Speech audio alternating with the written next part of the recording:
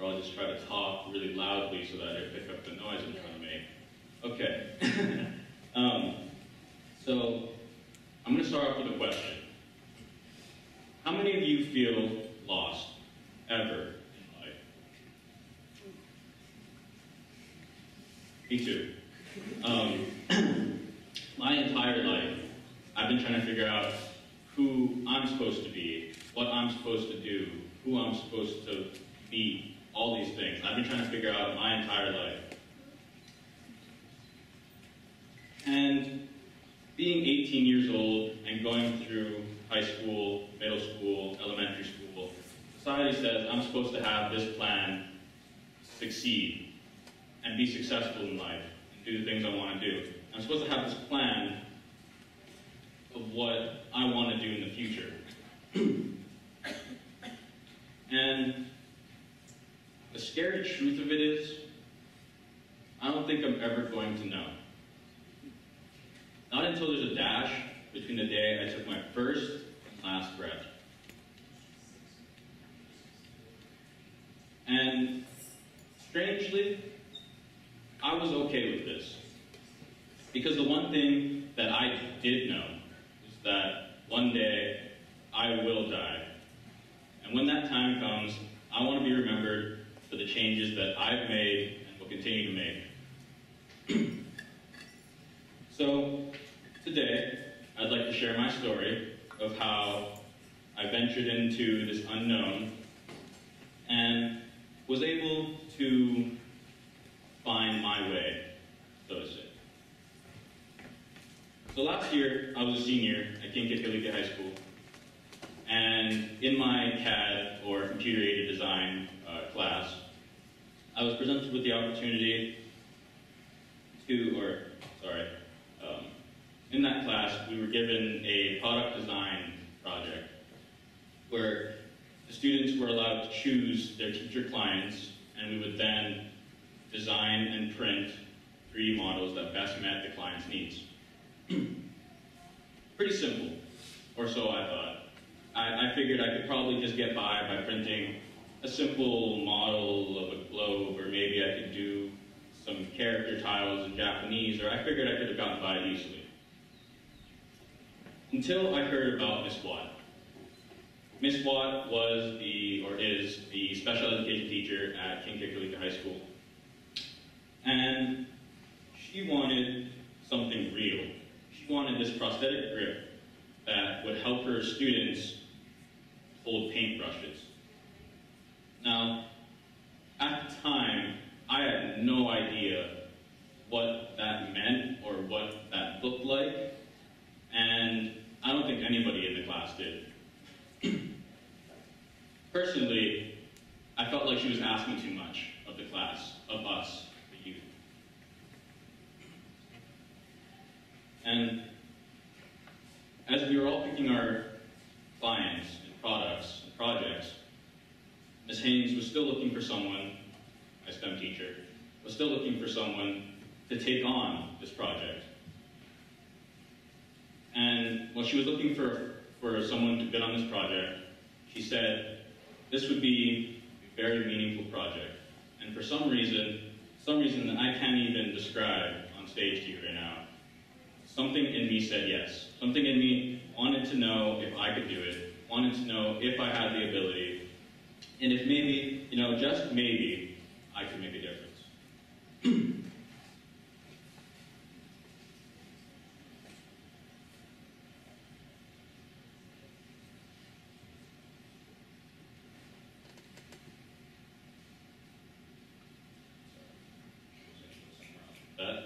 But I decided not to. But yeah, so I wanted to know if I could make a difference. And so I started on this project. I told her yes. I said yes, I will try my absolute best. Because with taking on this project, when I first said yes, I didn't know that I had these kids that were expecting me to make this new thing for them to paint. And I didn't want to be that guy to disappoint them. And so I went on to create, what do I have? flicker?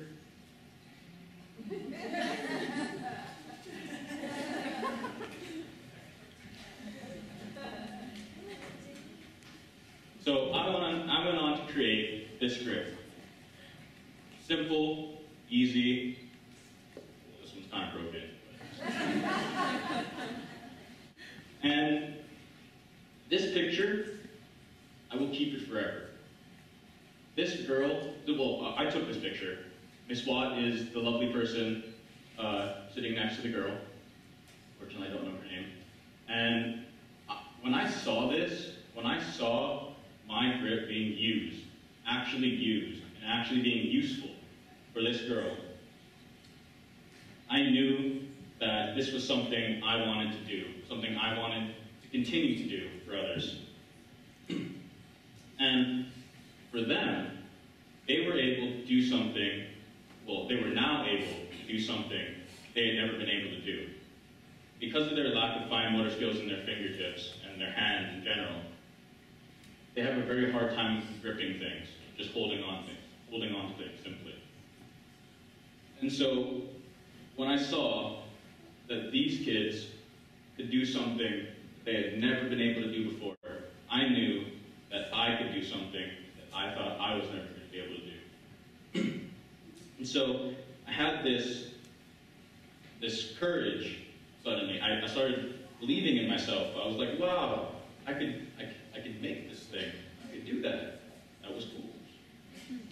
And so my teacher, after the project, my teacher suggested that I apply for this award, the Daniel K Inouye Innovation Award. Good picture of me. And so I applied, and I figured, why not? I knew what I could have won, but I didn't know if I was going to win. Again, I didn't know. I just simply didn't know.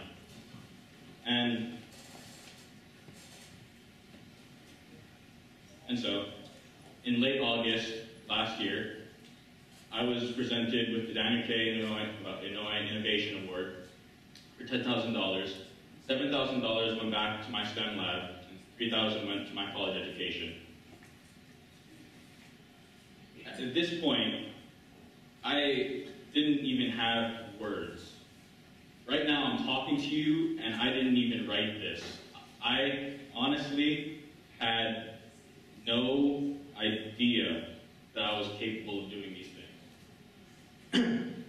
And so, for that period of time, I was optimistic, say. I was starting to think that the impossible was in fact possible.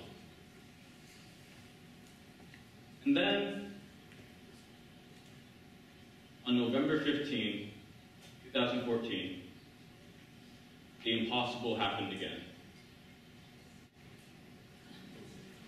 Oh, this was my 18th birthday as well.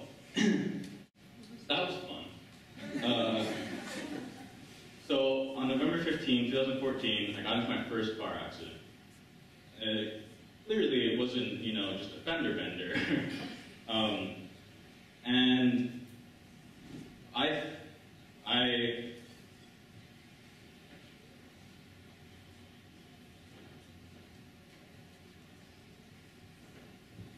November 15, I got into my first car accident. The impossible happened for me again. My whole life, I guess, I didn't think that these sort of things happen to people like me. I sort of stay out of trouble, I don't, speed, I don't drink and drive, I don't do those sort of things. So this sort of thing was pretty surreal to me. And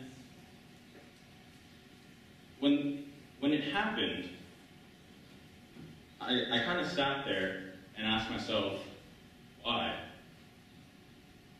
Why did this happen to me? Why on this day, at this time? Why me? And I just didn't know.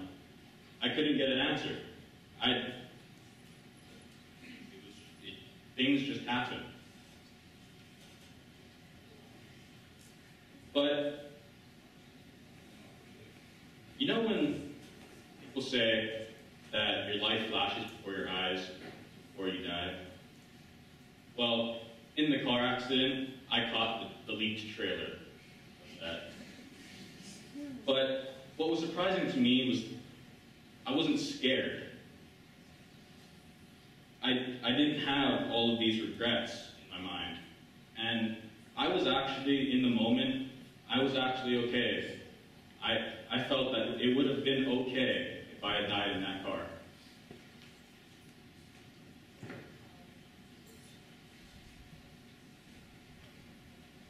And so, getting in this car accident solidified my thoughts and beliefs in the unknown.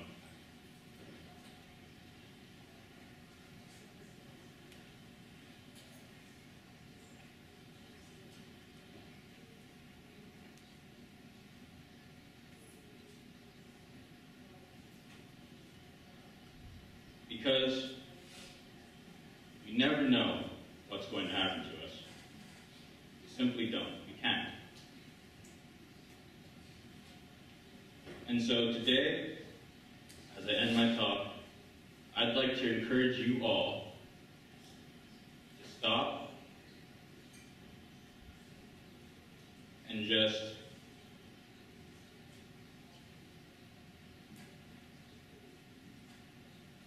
listen. I want you to listen to what your heart says. Because if you follow your heart, it will never steer you wrong.